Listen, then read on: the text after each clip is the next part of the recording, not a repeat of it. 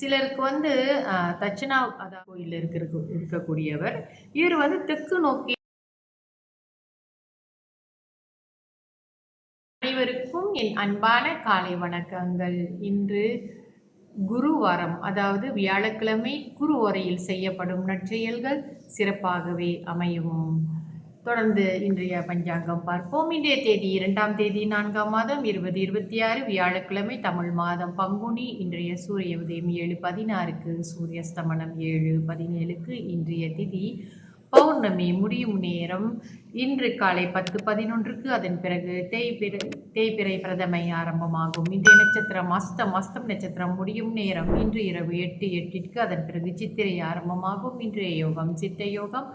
நல்ல நேரம் காலை 11:46 மதியம் 3:16 வரை. அதன் பிறகு மாலை வேளையில் 5:47 7:17 வரை. ராகு கால நேரம் மதியம் 2:46 4:17 வரை. யமகண்ட நேரம் காலை 7:15 8:45 வரை. கூலிகன் காலை 10:16 11:46 வரை. சந்திராஸ்தம ராசி. இன்று கும்பராசி அன்பர்களுக்கு சந்திராஸ்தமம். இவர்களுக்கு நாளை காலை 8:58க்கு சந்திராஸ்தமம் முடிவடையும்.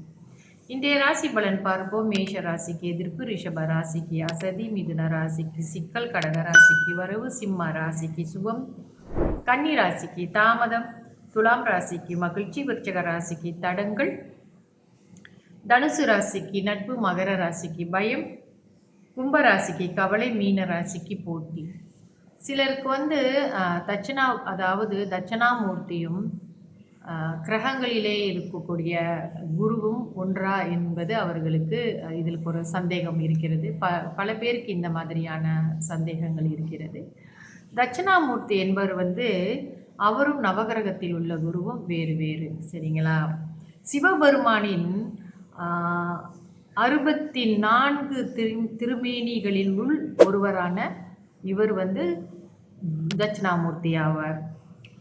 இவர் வந்து பிரம்ம குமரர்களுக்கு யோக பாடம், அதாவது ஞானம், இவைகளை போதித்தவர்.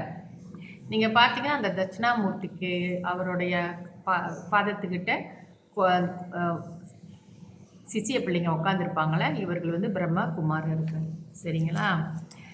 இவர் வந்து என்னத்துக்கு இவரை வணங்குறாங்க அப்படி சொன்னால் ஞானத்திற்காக, ஞான போதனைக்காக.